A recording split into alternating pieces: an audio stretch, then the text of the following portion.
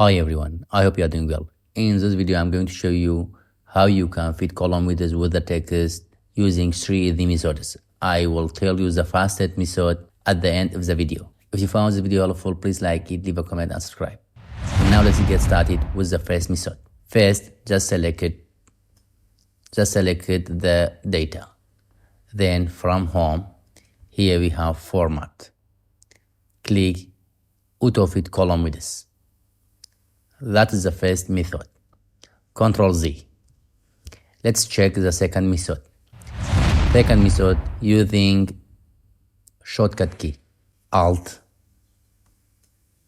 H O I. That is the second method.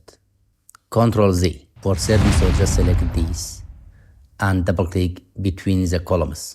Directly it fits column width with the text. That's all. Have a nice time.